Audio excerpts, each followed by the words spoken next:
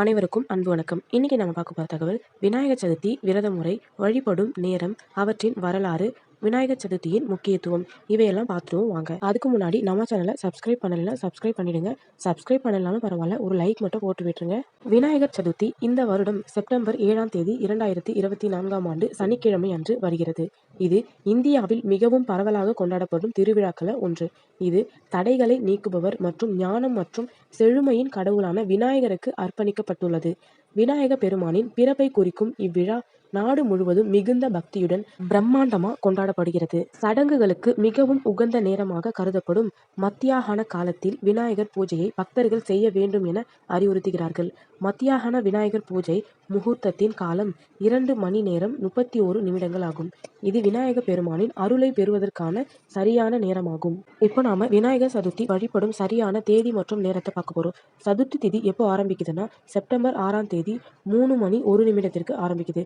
சதுர்த்தி திதி எப்போ முடியுதுன்னா செப்டம்பர் 7ஆம் தேதி 5:37 மணிக்கு, அதாவது மாலை நேரத்தில் தான் முடியுது. அதாவது வெள்ளிக்கிழமை மாலை ஆரம்பித்து சனிக்கிழமை மாலை 5:37 மணிக்கு முடிகிறது. நீங்கள் மாலை 5:37 மணிக்குள் விநாயகர் சதுர்த்தி பூஜையை நிறைவு செய்ய வேண்டும். அது மட்டும் இல்ல, விநாயகர் சதுர்த்தி பூஜையை செப்டம்பர் 7ஆம் தேதி காலை 10:30 மணிக்கு நீங்கள் பூஜையை நிறைவு செய்வது மிகவும் நல்லதாகும். நீங்கள் விநாயகர் சதுர்த்தி திதி ஆரம்பித்தவுடன் குறிப்பிட்ட நேரத்தில் சந்திரனை பார்ப்பதை பக்தர்கள் தவிர்க்க வேண்டும். செப்டம்பர் 6ஆம் தேதி 3:01 மணி முதல் 7:49 வரை பார்க்கக்கூடாது.